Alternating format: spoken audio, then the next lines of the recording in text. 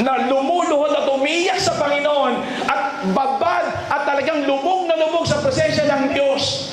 Noong mga oras na yon, lahat sila nakahandong sa isang sahig. Alas 6 ng umaga, umiyak sa Panginoon at ang iniyak nila, Lord, fill me. Lord, empower me. Panginoon, gusto kong puspusin mo ako. Yan yung iyak nila. Pero ba ito mangyari? Sabi ko nga sa Panginoon, Lord, posible kayang manlabi kahit pastor? Posible kayang manlabi? Ano, nakakatuwang pagmasdan ng mga praise and worship ng bawat isa sa inyo, talagang nagtatalunan kayo. Pero hindi ko sigurado kung kayo'y apoy na apoy talaga ngayon o sa loob-loob ninyo nanlalamig kayo. O ginagawa nyo lang yan kasi ginagawa ng nasa tabi ninyo. Pwede kayo, pastor? Pwede kayong manlamig? Kaya ako isang pastor, bawal manlamig sa isang pastor, pero sa katotohanan, nangyayari. Nagaganap. At sa Biblia, may isang napakamatinding propeta na ginamit ng Diyos na kahit sa isip mo, hindi mo isipin, maglalamig din siya. Gusto niyo ba makilala yung propeta na yon? Gusto niyo ba makilala? May Bible ba kayo? Pakitaas nga mga Bible ninyo. Ayaw ba? Pag-ano nga lang. Teka. Here.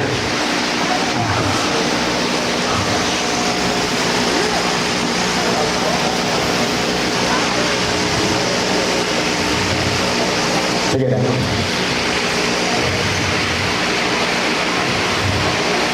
Ayaw niya. Ba't ayaw niya? Sige na kayo. Ayaw.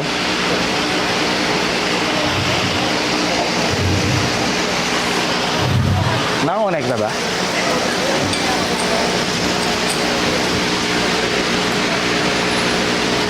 Ayan, sige. Kanapitin mo muna yung katabi mo, sabihin mo sa kanya, bawal matulog. Isang malakas na palakpak para sa Diyos na buhay. Isang mas malakas na palakpak para sa Diyos na buhay. Ayaw niya? Patulong nga po. Sino magaling dito?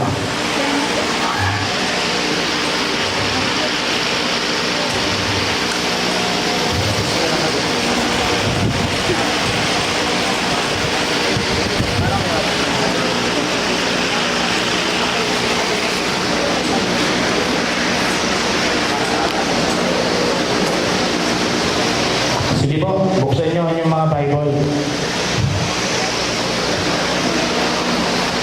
1 Kings chapter 19. 1 Kings chapter 19, verse 1 to 4.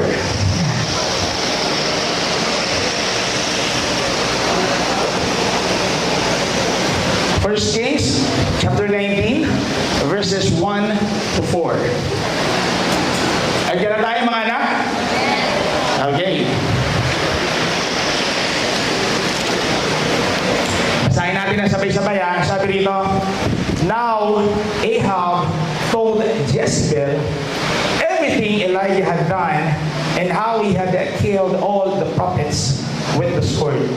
So Jezebel sent a messenger to Elijah to say, May the gods deal with me, be it ever so severely, if by this time tomorrow I do not make your life like that of one of them. Elijah was afraid and ran for his life. When he came to Beersheba in Judah, he left his servant there, while he himself went a day's journey into the desert. He came to a broom tree, sat down under it, and prayed that he might die. I have enough, Lord, he said. Take my life. I am no better than my ancestors. Then he lay down under a tree and fell asleep. So tayo pong lahat ay pumikit at tayo ay manalangin sa Panginoon.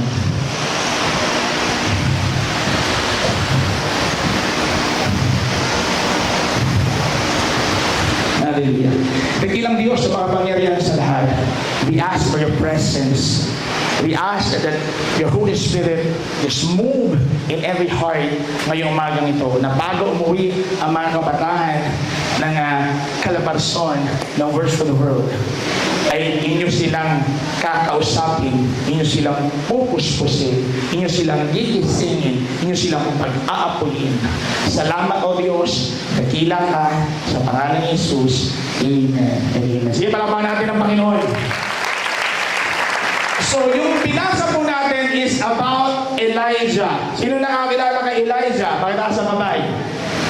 Okay. Si Elijah po, ang sabi sa chapter 19, nagkaroon ng encounter, nagkaroon ng problema dahil yung haring ang nagangalang si Ahab na nag-cause ng idolatry sa bansang Israel ay nag-asawa ng isang idol worship na pangalan ay si Jezebel.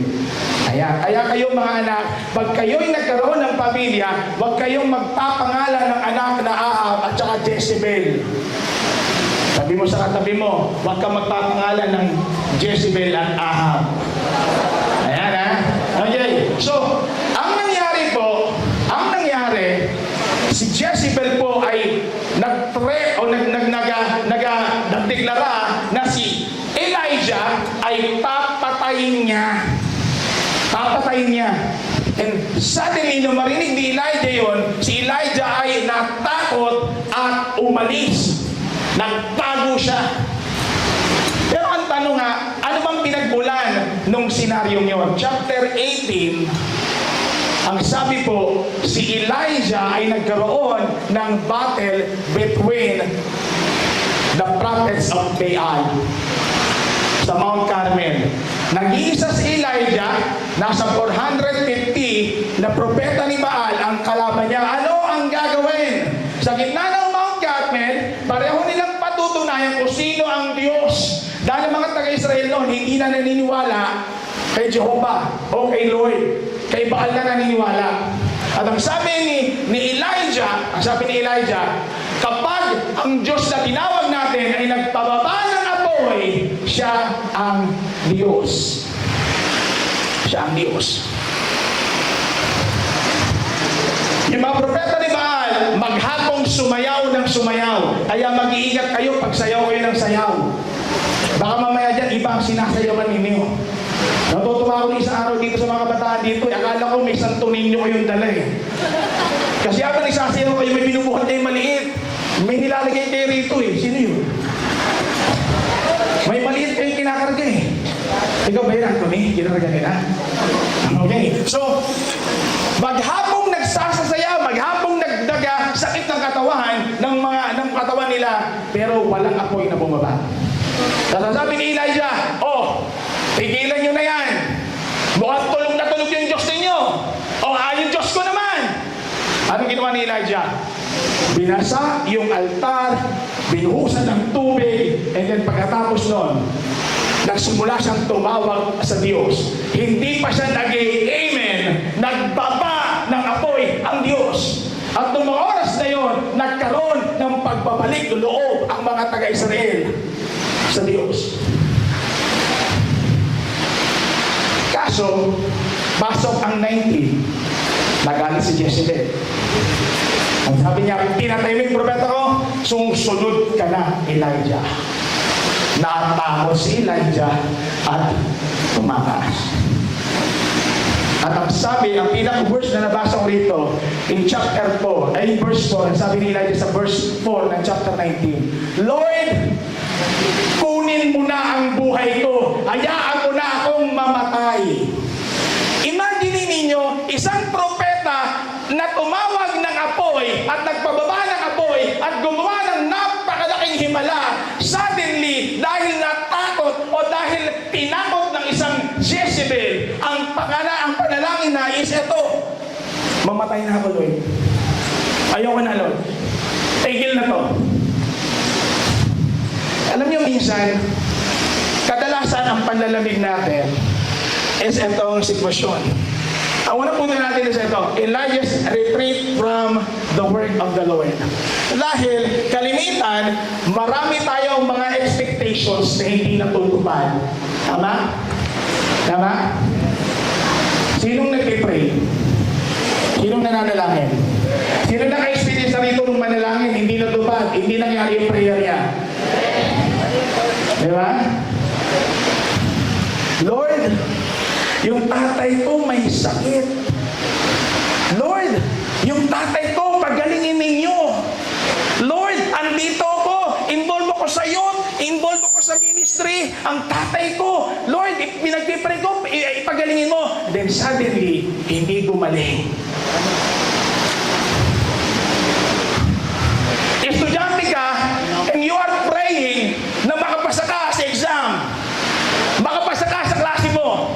Then mababalitaan mo, bagsak ka. May mga pangarap ka, may mga ambition ka, and then suddenly, yung mga ambition mo, hindi nangyari. Alam niyo po ako, ang pinakapangarap ko po maging doktor. Hindi ako nangarap maging pastor. Nakaready na ako maging doktor. Ang pinakamasakit lang neto, isang araw nalaman ko, ako ay takot sa dugo. At nung malaman kong takot ako sa dugo, sabi ko, hindi na ako magdodoktor. Sobrang bumagsak yung aking pangarap. Sabi ko, sige, ganito na lang gagawin ko. Magre-reporter na lang ako.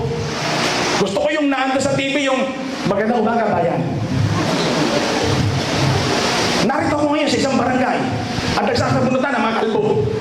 Yan yung mga gusto ko. Pero yung pinaka-ayaw ko pa ng parte, nung one time nakita ko si Jessica Soho na nagre-report tapos binamay sumabog sa gilid niya. Sabi ko, ayaw ko nun. Sabi ko, ano ba yan? Bagsak na naman yung pangarap ko. Lord, ano ba papangarapin ko? Sabi na, alam mo, nangyari, sige, magti-teacher ako. Teacher na lang. Kasi ang pinakamasakit, na-realize ko, ayaw ko ng bata. Ayoko ng mga maliliit na bata na mahuhuli. Sa madaling salita, walang natupad sa pinangarap ko. Walang natupad. Hanggang sa nag-college ako, wala akong makuhang kurso kasi hindi nangyari yung mga pangarap ko. At dumarating ako sa punto, nag-iisip ako, Lord, may pangarap ka ba sa akin? Kaya, alam niyo po ako, kahit lumaki ako sa church, wala akong commitment sa Diyos. Ayoko mag-commit kasi feeling ko ang Diyos hindi tumutupad sa mga prayer. Si Elijah, nag-i-expect si Elijah, oy, may apoy nang bumaba. May revival na. Tigil na ang idolatry sa bansang Israel, pero hindi. Ang naghari pa rin si Jezebel. At ang nakakatakot, si Jezebel pa rin na may authority. At ang sinasabi ni Jezebel, lagot ka, Elijah. Alam niyo po, kadalasan pag nagsimula na pong bumagsak o hindi mangyari yung ating mga in-expect, we start giving into fear. Nagsisimula na tayong matakot. Sabi sa verse 3, Elijah was afraid and ran for his life. When he came to Beersheba in Judah, he left his servant there. Imaginein mo, kayang-kaya noon na, kayang-kaya niyang makipagsalubungan sa 450. Pero nung magsimula yung expectation ni Elijah, nung hindi mangyari yung ine-expect niya na revival, na totoong kilos ng Diyos, isang salita lang ng isang babae, natakot na siya. Alam niyo kayo mga kabataan, kalimitan ng sinasabi ng demonyo sa inyo is ito. Kailangan in ka sa grupo. Kailangan ginagaya mo sila. Kasi pag hindi mo sila ginaya, wala ka.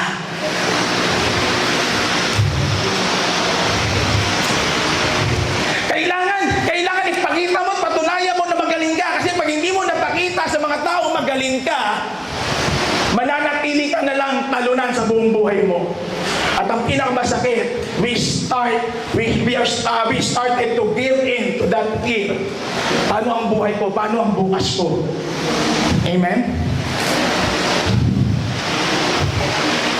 And then, pag hindi na-met ang ina-expect natin, we started to give in to failure.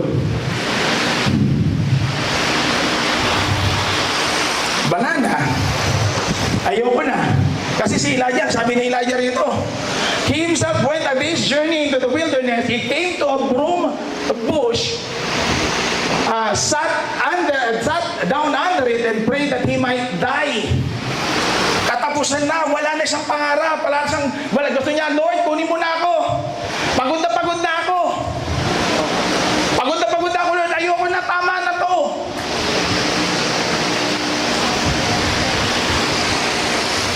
And then lastly, we give into futility. Pagramdam natin, wala na tayong kwenta.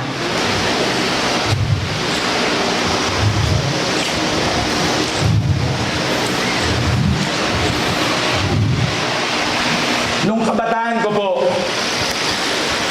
dahil nasa pamilya ako na marunong kumanta, one time tinry ko pong kumanta. Pagkanta ko, sabi sa akin ng mga pinsan ko, Odi, i-tape mo yan. Sabi ko sa kanila, hindi nga, sure nga, i-tape ko talaga to. Sabi niya naman, i-tape mo. Siguraduhin mong makapal ha. Sabi ko, may cassette tape bang makapal? Sabi niya, hindi, i-tape mo talaga. Ano yung ang pinupunto nilang tape? Yung scotch tape na malaki, tapos itapal ko raw sa bibig ko. Kasi sabi nila, ang pangit ng boses mo. Mula nun, hindi ko tinry ng kumanta. Ayoko nang kumakanta. Para sa akin, ayoko lagyan ng scotch tape ang boses ko. Little did I know, tatawagin ako ng Diyos sa unang ministry ko, and that is worship leading. Sabi mo sa katabi mo, pag may Kristo ka, hindi ka dapat nag-give in sa fear. Hindi ka dapat nag-give in sa kawalan. Hindi ka na dapat nagsasabing wala kang mararating. Word for the word, kalabarson. Ang bawat isa sa inyo may mararating sa buhay. Ang bawat isa sa inyo may Kristong tutulong para matupad ang pangarap ng Diyos sa buhay ninyo. Yes, may mga bagay na hindi agad-agad mangyayari o posibleng hindi na matutupad. Kahit ipag-pray mo pa, kahit ipanalangin mo pa, kahit magseryoso ka pa sa church, kahit gawin mo pa yung Bible reading from Genesis to Revelation, posibleng hindi mangyari, but it doesn't mean ang Diyos ay tapos na sa inyo at wala nang gagawin. Sabihin mo sa katabi mo, huwag kang magtatampo sa Diyos. Sabihin mo sa katabi mo, hindi patapos si Lord.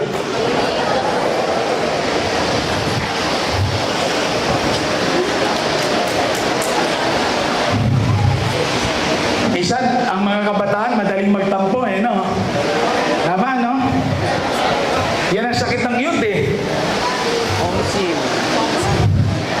Dati, gusto ko na iPhone 15. Nung hindi maibigay iPhone 15, wala na. Pagdating kay Lord, pag hindi rin naibigay yung gusto ng Panginoon, gusto niya sa Panginoon, nagtatampo siya. Amen? Again, sabihin mo ulit sa katabi mo, kung umayaw si Lord, kung hindi nangyari pinag-pray mo, may mas magandang mangyayari sa buhay mo. Amen? Amen? Kaya yung mga nag-fail, kaya yung mga nalungkot, kaya yung mga nadismaya, kaya yung mga hindi namin yung in-expect niya, kapatid, mag-ready ka kasi may parating na kilos at galaw ang Diyos sa buhay mo. Tapikin mo yung katabi mo, sabihin mo sa kanya, ini-encourage kita ngayon. Pagbalik natin sa church, mas mainit ka pa bago ka dumating sa camp na to. Kalabitin mo yung katabi mo, sabihin mo, kung naglalamig ka ngayon, ibibigat ka sa araw.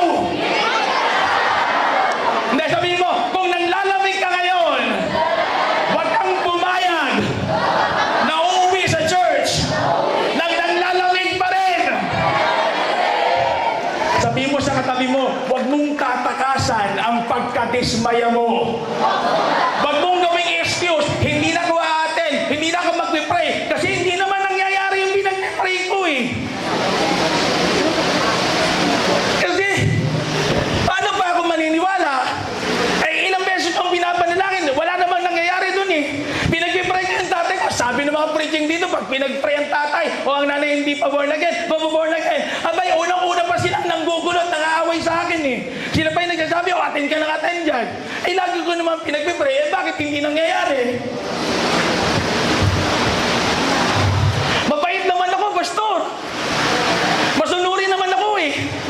Nag-aaral naman ako mabuti, bakit bumabagsak pa rin ako? Bakit ang mga magulang ko, ang magulang pa rin? Bakit ang mga magulang ko, hindi pa rin magkasama? Bakit yung pamilya ko, ito pa rin ang senaryo? Bakit mahirap pa rin kami?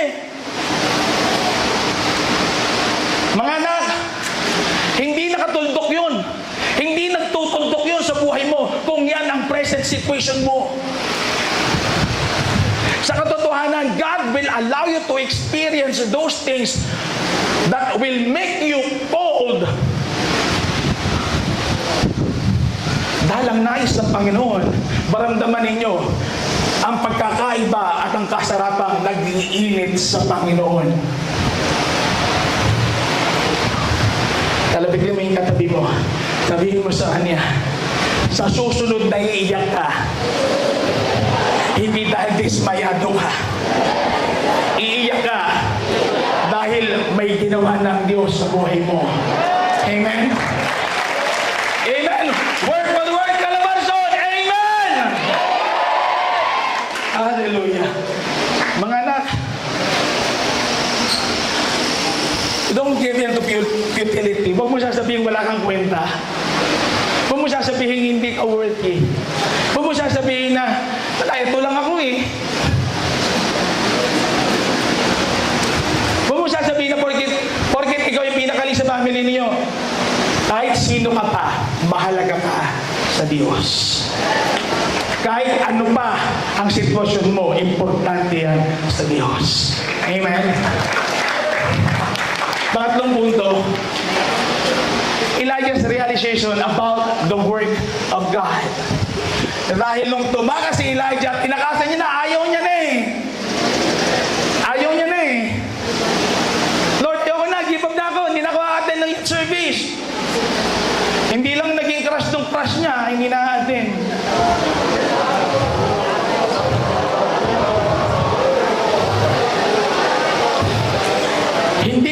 Hindi ka lang naging leader ng isang programa. Ayoko na.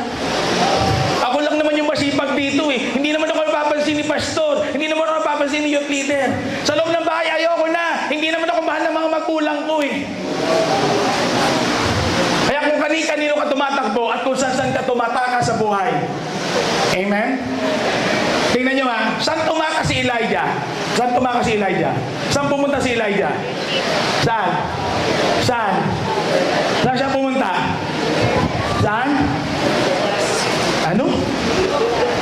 Ha? Wilderness. Di ba? Wilderness. Tingnan niyo utak ni Elijah. Pagka masyado tayong discouraged, akala natin yung tinatakbuhan natin, magiging productive tayo. Si Elijah, akala niya matatakasan niya, pero ang pinuntahan niya, disyerto pa rin. Tingnan mo yung utak ng discouraged. Tingnan mo yung utak ng dismayado. Tingnan mo yung utak ng nanlalamig na. Hindi na muna ka mag-church, kapatid. Kuya, hindi mo na ka mag-church, ha? Pero ang totoo, kaya ayaw mo mag-church kasi nanlalamig ka na. Saan pupunta? Doon sa magpapalamig pa sa'yo lalo. Si Elijah pupunta ng disyerto. Saan siya nagkubkob? Saan siya nagkuble? Saan siya nagsito? Sa napakaliit na puno. Ang pangit, ano?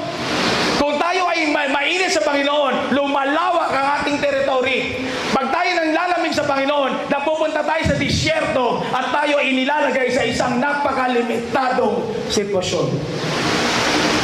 Pero ang sabi, Elijah realized how God works. Number one, God's provision for physical nourishment. Dahil mga oras na yon, nung nandun siya sa ilalim ng broom tree, nagpadala ang Diyos ng isang anghel. Twice, inakain si Elijah. Inakain siya. Way back 1999, nagkaroon ako ng encounter sa tita ko. Kristiyano na ako noon. Youth leader na ako ng Word for the Word Carmona. Nasaan dito mga tiga Carmona? Bakit ako siyang kamay? Ayan. Youth leader na ako ng Word for the Word Carmona noon. And then, nagtalo kami ng tiyahin ko. Wala eh. Si Pastor Odin, nung panahon ng kabataan kahit youth leader, nanliligaw na unbeliever. Youth leader pero sumasagot sa mga magulang. Youth leader pero nangaaway ng tiyahin at saka ng lolo at saka ng lola. Mabait eh. Sabi mo sa katabi mo, ang bait eh. Alam nyo, nung magka-enkwentro kami ng tiyahin ko, ang ginawa ng nanay ko, dahil magkaroon ng youth camp noon, pagdating dun sa araw, sabi ng nanay ko, para lang mahiwalay kita sa tiyahin ko, para lang mailayo kita, pumunta ka ng youth camp. Sabi ko, ayaw ko sa youth camp. Boring doon. Di ba sabi mo sa katabi mo, di ba boring? Ayoko doon. Ayoko doon. Puro hallelujah, praise the Lord. Puro ano lang yun. Pero wala akong nagawa. Binayaran ng pastor namin at binayaran ng nanay ko yung campi. Nagulat na lang ako, nasa campsite na ako. Pagdating ko doon, nakita ko yung mga maarting camper. Tingnan mo yung katabi mo kung mukhang maarte yan. Yung habang naglalakad, sabi, oh my God, it's so init here. I don't like this place, so dirty. Alam niyo, sabi ko, ano ba yan? Dinala ko ng nanay at ang pastor ko rito sa lugar kung saan ang pangit. Tapos maya-maya, pinagrupo-grupo na kami. Halos awayin ko na yung, ginawa ba ako sa leader? Ginawa ako sa leader, imagine ninyo, wasak ako, rebelde ako, ginawa akong sa leader. Kaya lahat ng camper ko, inaway ko rin. Yung isang kabataan nun, sabi ko gano'n, Kuya, pupunta ako sa ganito, pupunta sa mga kaibigan, pumunta ka. Kasi ayoko nga siya kasama eh. Bumalik. Pagbalik niya, maya, bumalik ako sa, Kuya, pupunta ka. O sige, pumunta ka. Pangatlong lapis sa akin, ano, pupunta ka doon, doon ka na lang. Tapos noong gabi na, naghahanap na ako ng, ang pangit dito sa campsite na to, umuwi na tayo. Naghahanap na ako, nag-create ako ng rebellion. Tapos ang pinaka-ayoko pa, pagdating ng unang session, ang pinakanta Agila. Tapos may pasayaw-sayaw pa ng ganun. Ano ba yan? Ang corny. Lord, akala ko ba magiging mabuti ako rito? Akala na nanay ng pastor ko, okay ako dito. And then, ang pinalabas nila, yung English movie na Tagalize. Yung nagsasalita ng, oh, mahal kita. Pero yung bagay ako. Oh, mahal kita. Pero hindi nagtutumba yung bibig at saka yung sinasabi. Ano ba yan? O, nakaupo ko sa pinakadulo, tapos lahat ng camper ko, yung mga member ko sabi sa akin, sabi nung iba, ba't ba tayo napunta dito sa counselor na to? Tanggal lang pati ako. Then maya-maya, hindi ko alam kung anong meron noong oras na yon. Habang nag-share yung Amerikanong nagtatagalog sa TV, nagsasalita siya, sabi niya gano'n, mahal tayo ng Diyos, kahit saan kapag galing, kahit ano bang ginawa, noong mga oras na yun, tumulo yung luha ko. Pag tulo ng luha ko, ako yung unang-unang pumunta sa harapan, at sa utak ko ang sabi, bakit ako nakuha ng isang nagtatagalog na Amerikano?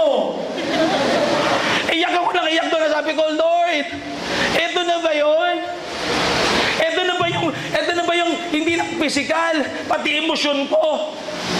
5 days camp, 4 nights na camp. Alam niyo mga kapatid, yung unang gabi hanggang sa matapos yun, pumasok akong rebelde, pumasok akong pasaway, pumasok akong takot, pumasok akong tumakas sa problema ko, lumabas ako doon. Isa na lang nais ko, maglingkod sa Diyos. Sinabi ko sa sarili ko, hindi na ako mawawala sa Panginoon. Sinabi ko mula noong 99. Actually, may segue pa nga doon eh. Nag-try pa ako manligaw doon. Purihin naman ng Diyos yung niligawan ko, asawa ko na ngayon.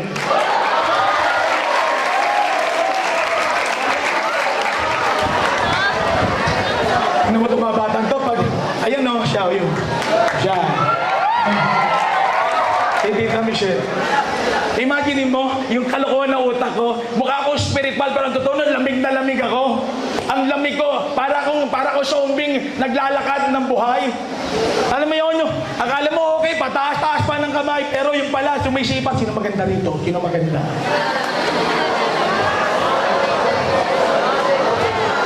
Kaya yung mga nagsisipat ng maganda rito, upanda ka, baka pastor ka na 10 years from now. Alam niyo, pumasok ako sa PLD, but God allow me to be in that pangit na lugar at may mga maaarte at kunwaring sosyal na mga kabataan. Ano yun? Naiinis din doon sa nagtatagalog na Amerikano sa palabas. Pero lahat kami umiiyak doon sa harapan. Si Pastor Ali nandun. Andiyan po ba si Pastor Ali? Si Pastor Ali, ayan, pag makakasalubong ka yan sa campsite, natatakot ako dyan. Pag nakikita ko na yan, si Pastor Ali yan dyan. Oops, ayoko niyan, matakapang yan.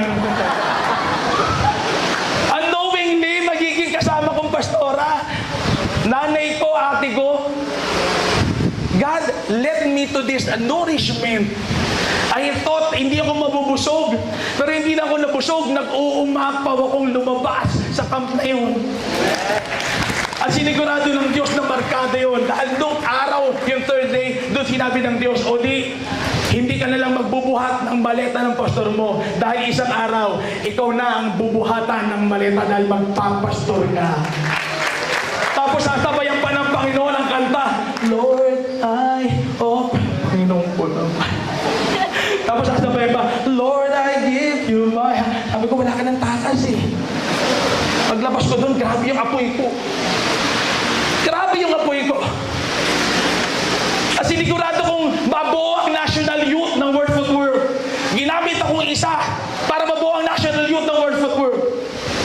Isang rebelding bata, isang tumakas na bata, isang nanglalamig na bata. Eventually, God used.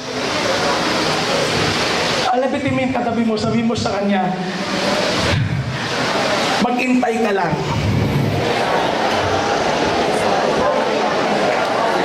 Mag-intay ka lang, Calabarzon!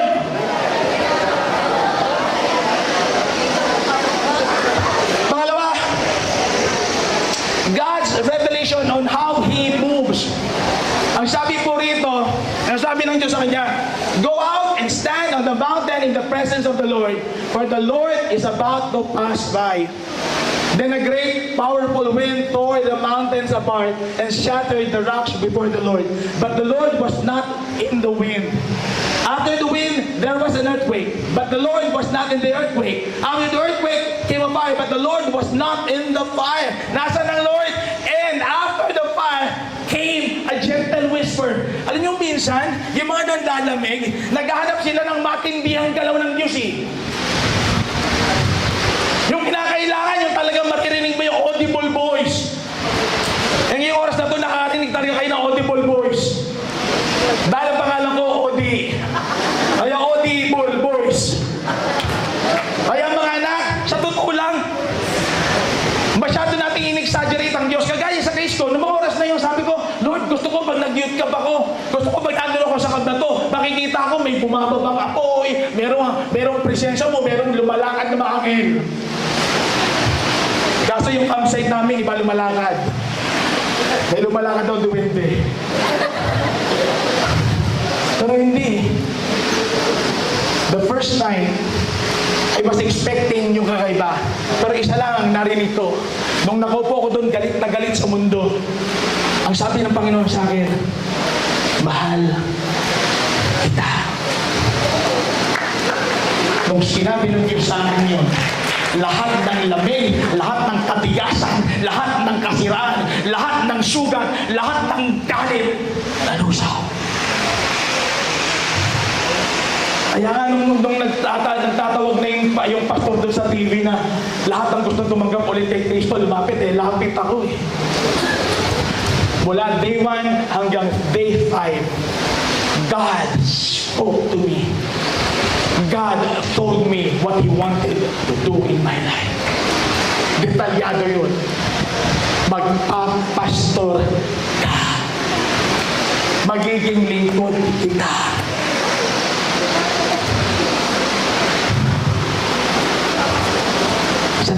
may kinakausap na ang Diyos. Sa tingin ko, ngayong mga oras na ito, may tinatamaan na eh. Meron dito, pumunta rito. Wala lang eh. Wala ka lang choice. Sabi nga ni Pastor Raul, yung unang camp niya, wala siyang choice, binayaran siya eh. Ako rin, yung unang camp ko, binayaran din lang ako eh. Sa tingin ko, meron dito. Binubulungan na ng Diyos eh. Gentle whisper. Natatapos na po tayo. Elijah's recognition to the work of the Lord. Ito yung unang-unang dinil ng Lord sa kanya. Elijah was told to stand in front of Mount Horeb. The Lord said, "Go out and stand on the mountain in the presence of the Lord, for the Lord is about to pass by." Sa verse 11. Trivia. Tanong. Saan una na-encounter ni Moses ang Diyos? Saan? Mount Sinai or Mount Horeb. Okay? Saan ibinigay ng Diyos ang Ten Commandments sa mga taga-Israel? Saan? Mount Sinai or Mount Horeb. Tama? Saan pinapupunta ng Diyos si Elijah? Sa harapan ng Mount Sinai o Mount Horeb. Ito ang pinupunta ng Diyos. Elijah, go back and encounter me again. Pumunta ka kung saan maraming nauna sa'yo na na-encounter ako. Then go back and stand there and in front of that place, encounter me again. Maraming nang lalamig, kailangan ng encounter sa Lord. Maraming nanghihina na kinakailangan maranasan ulit sa Lord. Sinong gustong maranasan ng Diyos ngayong hapon ito? Sinong gustong mag-alap ulit sa Panginoon ngayong hapon ito?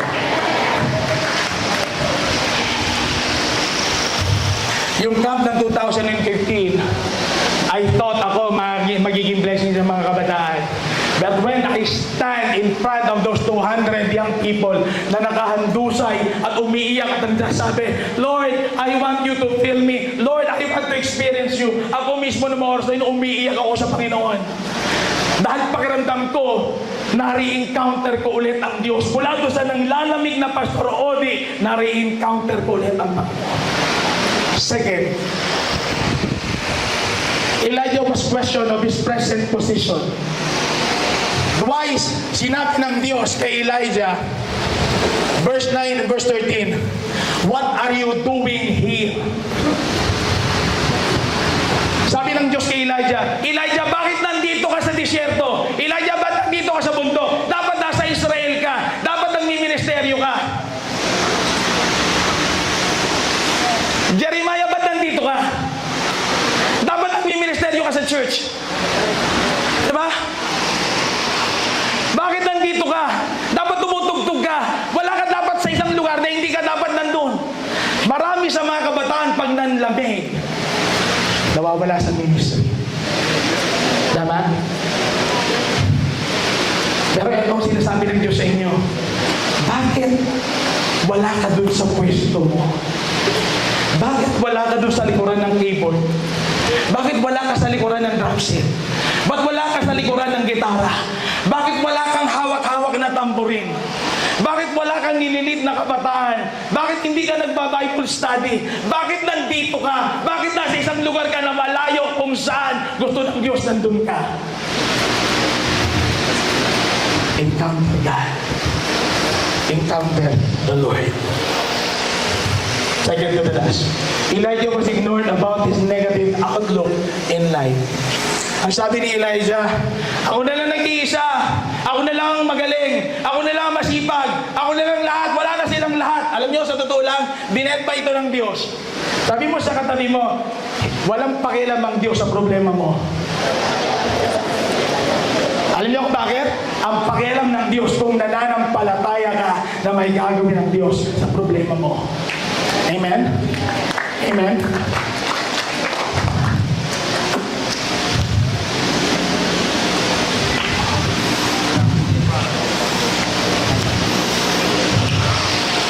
Yung aming pong building sa Kalamba, na-acquire po namin yun. sa pamamagitan ng pagkilos ng Diyos.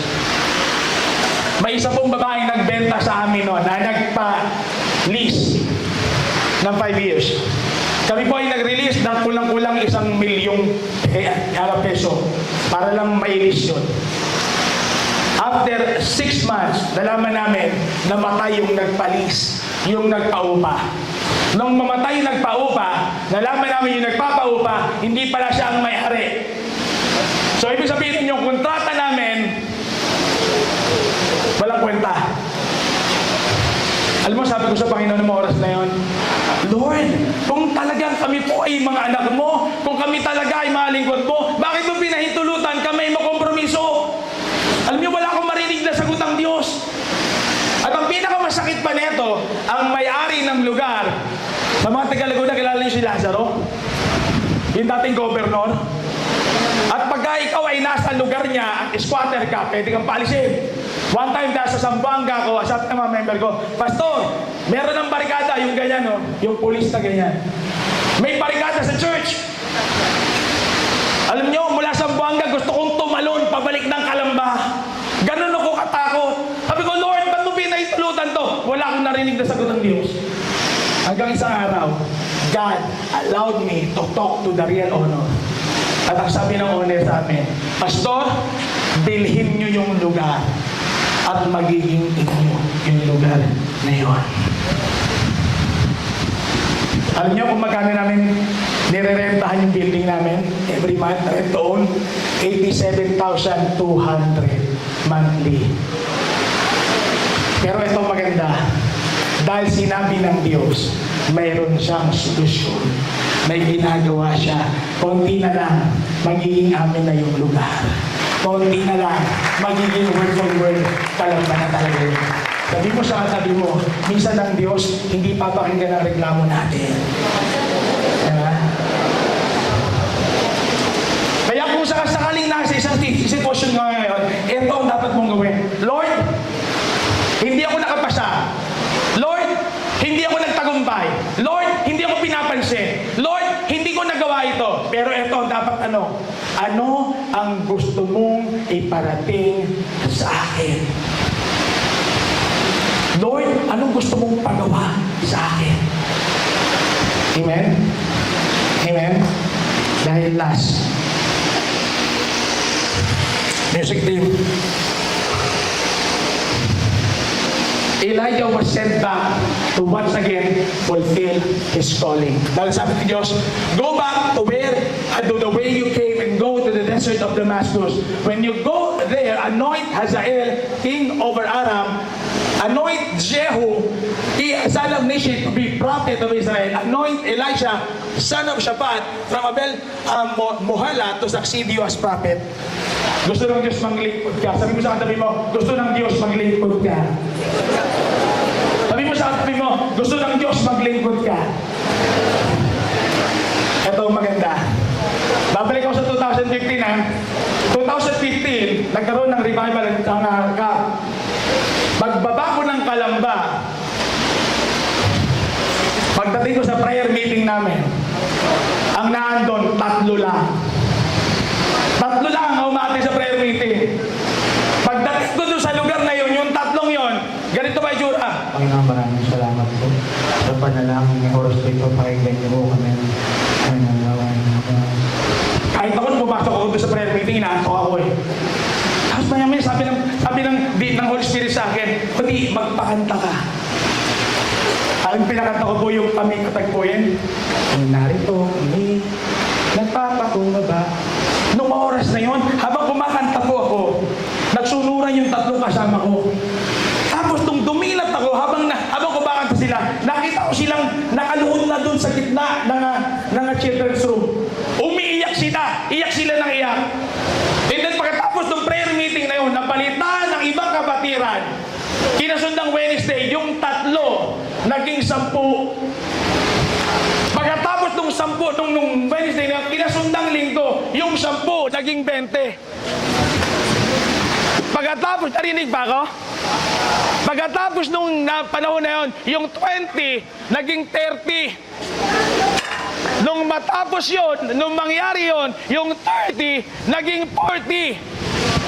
Nung mga oras na yon, God, through that camp, through that 2015 camp, God revived word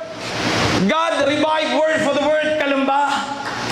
Matapos yun, nagkaroon kami ng panalanginan, gabi-gabi. Yung pastor na umiiyak noong gabi ng 2015 camp, Lord, walang-wala ako. Dry na dry ako, nanlalamig ako. Puspusin po ulit ako. I want to see your works today. Nagkaroon ng revival sa camp. Nagresulta ng revival sa Kalamba. At pagkatapos po noon, every service, I see how God's word prevail. Nakita kong paano yung mga tao nag-iiyakan, yung mga kabataan nag-iiyakan, kung paano nakita ko yung revival ng Panginoon. Gagamitin ka ng Diyos. Magkababae man lamig. Kung meron dito pakiramdam niya, nagsisimula na siyang maglamlam. Kasi may mga nararanasan siya at nararamdaman siyang against or negative. Sabihin mo sa sarili mo, hindi ako papayag na maglamlam ngayon. Hindi ako papayag na uuwi ako, manlalamig ako. Babalik ako. Pagbalik ko sa aming lugar, babalikan ko yung iniwan kong lugar. Dahil ayoko nang matatanaw ng Diyos. Bakit nandiyan ka? Hindi ka dapat nandiyan. Dapat tumutugtog ka. Dapat sumasayaw ka. Dapat nagigitara ka. Dapat nagsishare ka. Dapat witwit mo yung mga kaklase mo. Dapat yung mga pamilya mo sinasama mo sa church. At kung hindi ka pa sinasagot ng Diyos, huwag kang mag-give up. Huwag mo sabihin, tapos na ang Panginoon. Hindi pa tapos ang Diyos sa buhay mo. Kung dismayado ka ngayon, hindi pa tapos ang Diyos sa buhay mo.